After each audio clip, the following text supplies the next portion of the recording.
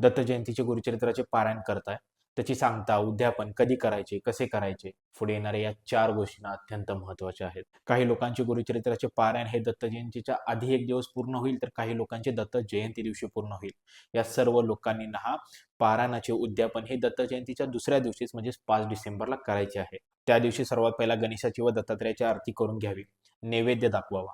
एक नैवेद्य हा गुरुचरित्र ग्रंथासाठी एक नैवेद्य घरातील देवदेवतांना, त्यामध्ये तुमची कुलदेवता, कुलदैवत्व आलंच. एक नैवेद्य गाईला, एक नैवेद्य जर तुमच्या आसपास दत्त मंदिर असेल तर तिथे, किंवा स्वामी केंद्र असेल तर त्या स्वामी केंद्रामध्ये.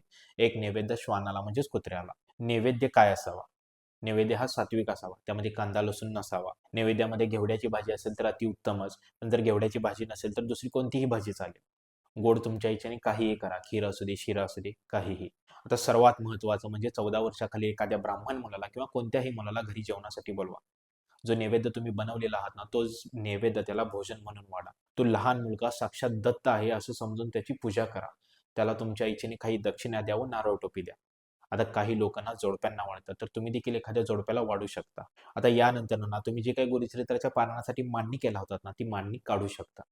आणि आता सगळ्यात महत्त्वाची गोष्ट शेवटची करायची आहे, ती म्हणजे गेल्या 7 ते 8 दिवसामध्ये तुम्ही जे काही या गुरुचरित्राच्या पारायणामधून शिकलेलं आहात ना, ते एका कागदावरती लिहून काढा आणि तुमच्या दररोजच्या आयुष्यामध्ये त्याचं पालन करा. तरच हे गुरुचरित्र वाचनाचे अनुष्ठान फलदायी होईल. मी पुन्हा एकदा तुम्हाला स्क्रीनवरती अनुष्ठान कसे करावे याची संपूर्ण माहिती देत आहे. तसेच ही माहिती तुम्हाला कॅप्शनमध्ये देखील दिलेली आहे.